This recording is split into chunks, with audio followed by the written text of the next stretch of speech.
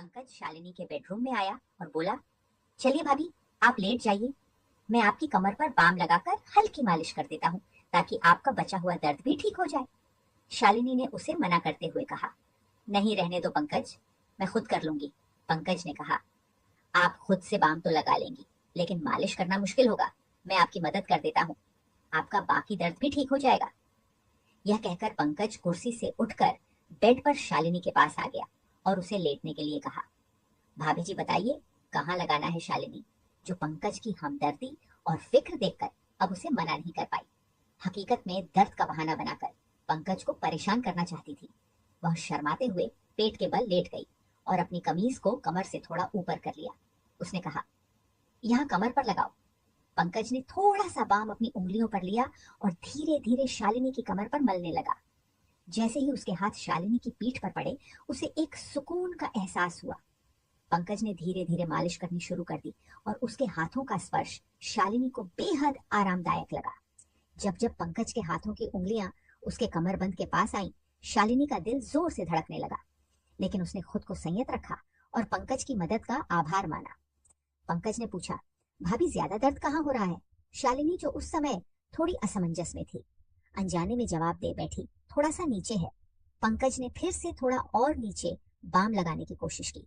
भले ही वह मालिश सिर्फ औपचारिकता थी, लेकिन शालिनी को पंकज के हाथों का स्पर्श बेहद सुकून दे रहा था। भाभी जी, अगर आप सलवार को थोड़ा नीचे कर दें तो बाम अच्छे से लग सकेगा, पंकज ने कहा। इस पर शालिनी थोड़ी हिचकिचाई, लेकिन फिर भी उसने अपनी सलवार को थोड़ा सा नीचे सरका दिया। नाड़े के बंधन के कारण सलवार पूरी तरह से नीचे नहीं हो सकी, लेकिन कुछ हद तक सरक गई। पंकज ने फिर कहा, भाभी जी, आपकी त्वचा कितनी साफ है, बहुत ही गोरी है।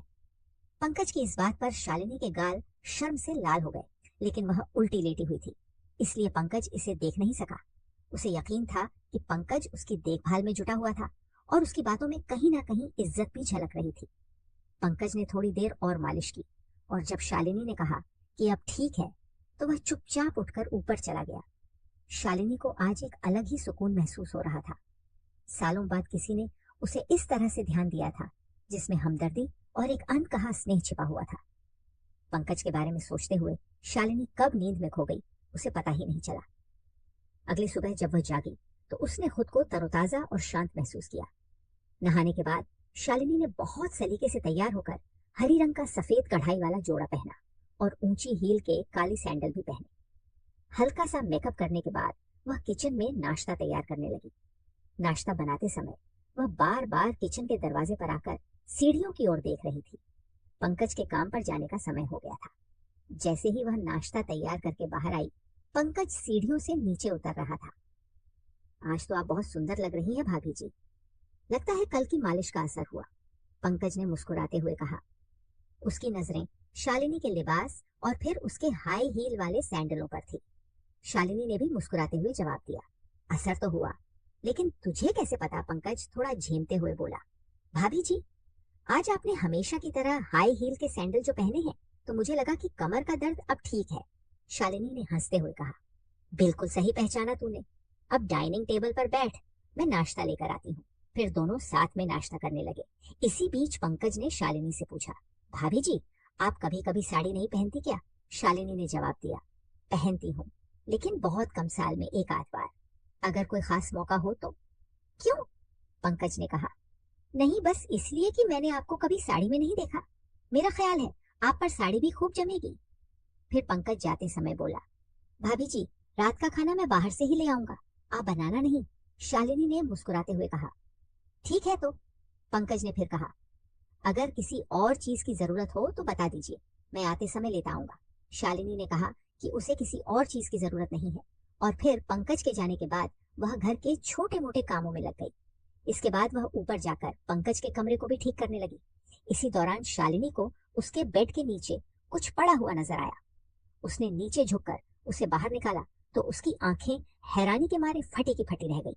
वह एक लाल रंग का रेशमी अधोवस्त्र था, जो शायद सुमन का ही था। शालिनी ने उसे ध्यान से देखा और समझ गई कि यह किसी की व्यक्तिगत चीज हो सकती है, जो गलती से यहाँ रह गई होगी। उसने तुरंत ही उस कपड़े को एक तरफ रख दिया और कमरे की सफाई करने लगी। इसी बीच उसे 2 दिन पहले की घटना याद आई। जब पंकज और सुमन इसी कमरे में एक दूसरे के साथ थे। उसे लगा कि यह कपड़ा शायद सुमन का ही होगा। शालिनी ने कपड़े को उठाकर देखा। उसे उस पर कुछ सफेद दाग नजर आए। उसे समझते देर नहीं लगा कि वह दाग कैसे हैं। उन दागों को देखकर वह किसी दूसरी दुनिया में खो गई। तभी अचानक बाहर मुख्य दरवाजे पर दस्तक हुई तो उसने उस कपड़े को वापस बेड के नीचे रख दिया और बाहर आकर दरवाजे की ओर देखा। उसने देखा कि पड़ोस में रहने वाली कविता खड़ी थी। अरे कविता भाभी, आप अभी आती हो? शालिनी ने कहा। उसने जल्दी से पंकज का कमरा बंद किया और नीचे आकर दरवाजा खोला।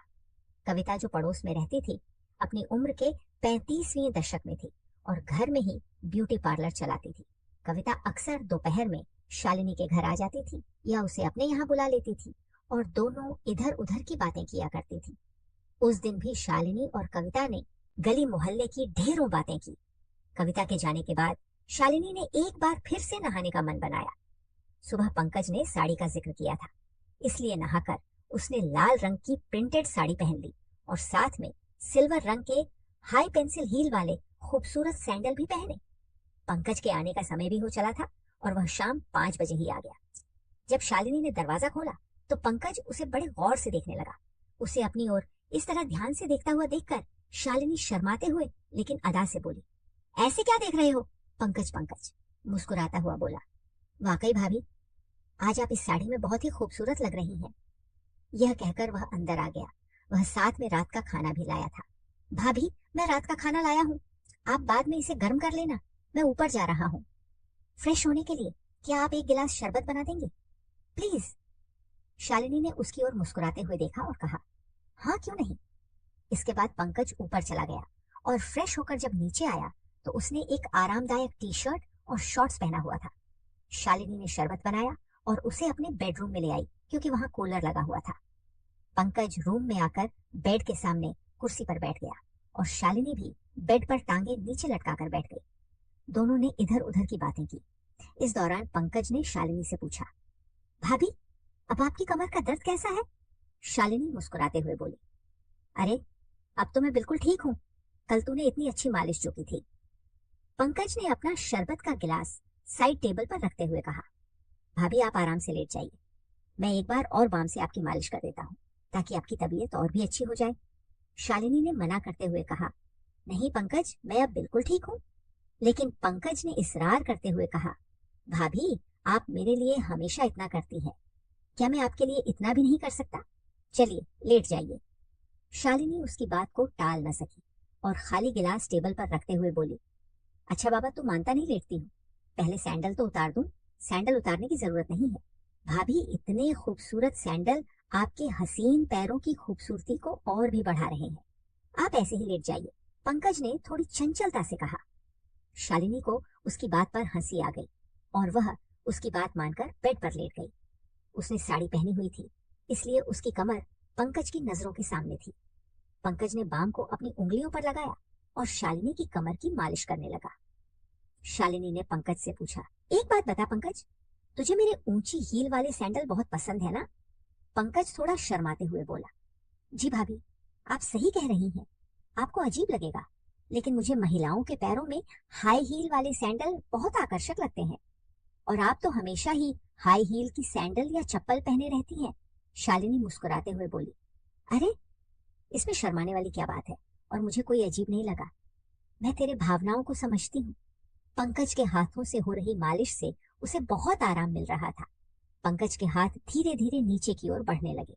शालिनी के मजाक के मूड को देखकर पंकज ने भी थोड़ा हिम्मत दिखाते हुए कहा, भाभी आपकी त्वचा कितनी नरम है, अगर आप चाहे तो साड़ी को थोड़ा नीचे कर लें ताकि मैं अच्छे से मालिश कर सकूं और साड़ी भी गंदी नहीं होगी। शालिनी ने थोड़ा शर्माते हुए साड़ी को थोड़ा ढीला कर दिया ताकि मालिश में आसानी हो सके। उसे पिछली रात की मालिश से बहुत सुकून मिला था, इसलिए उसने ज्यादा नानुकर नहीं की। जैसे ही शालिनी ने साड़ी को ढीला किया, पंकज ने धीरे से साड़ी को और नीचे कर दिया ताकि वह अच्छी तरह से उसकी कमर की मालिश कर सके। लेकिन उसी समय शालिनी को एहसास हुआ कि उसने जल्दबाजी में कोई गलती कर दी है और उसे थोड़ी असहजता महसूस हुई। उसने तुरंत स्थिति को संभालते हुए साड़ी को सही किया और पंकज को रुकने का संकेत दिया। पंकज ने बिना कुछ कहे धीरे धीरे शालिनी की कमर की मालिश जारी रखी, जिससे उसे गहरा सुकून मिल रहा था। वह मालिश से मिलने वाले आराम का आनंद ले रही थी और उसे कोई आपत्ति नहीं हुई। पंकज ने मालिश को जारी रखते हुए धीरे धीरे अपने हाथों को नीचे की ओर बढ़ाया।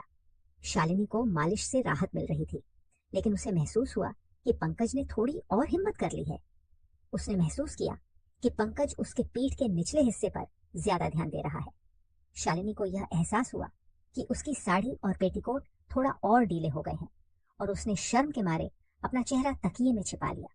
वह अपने होठों को दबाकर अपने अंदर की बेचैनी को नियंत्रित करने की कोशिश कर रही थी।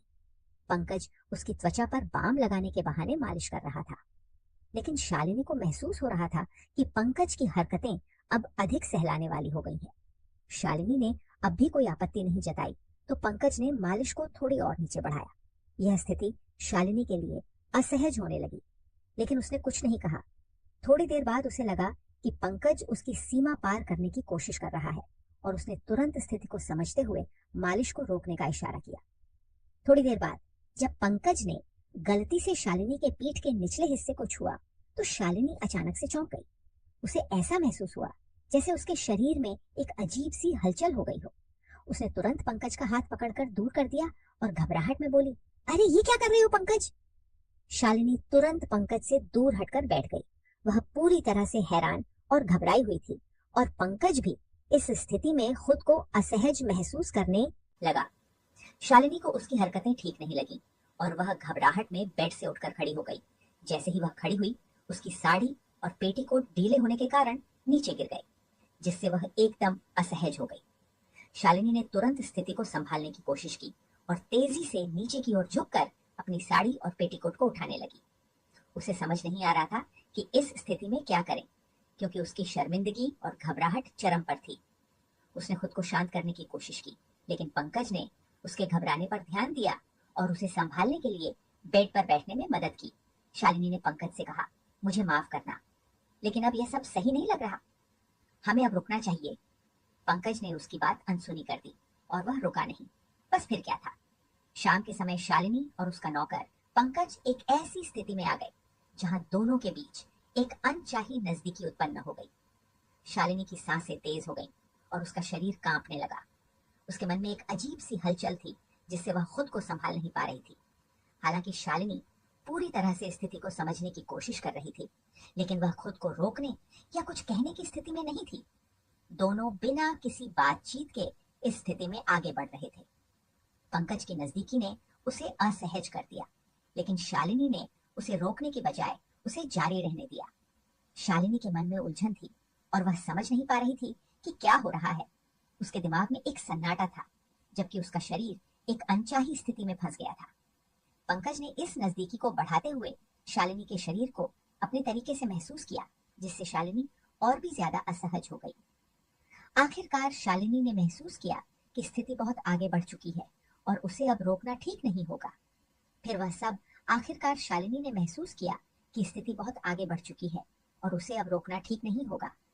फिर वह सब कुछ हो जाने के बाद फिर से सन्नाटा पसर गया, जैसे कि किसी तूफान के गुजर जाने शांति होती है। उसने तुरंत पंकज को पीछे हटने को कहा। शालिनी खुद को संभालते हुए अपनी सांसों की सयामत करने लगी। थोड़ी देर बाद पंकज को अपना सिर झुकाए कमरे से बाहर निकल गया। तो दोस्तों, यह थी हमारी आज की छोटी सी कहानी। अगर आपको यह कहानी पसंद आई हो तो इसे लाइक करें और अपने दोस्तों के साथ शेयर करें। आगे भी ऐसी ही रोमांचक कहानियों के लिए हमारे चैनल को सब्सक्राइब जरूर करें।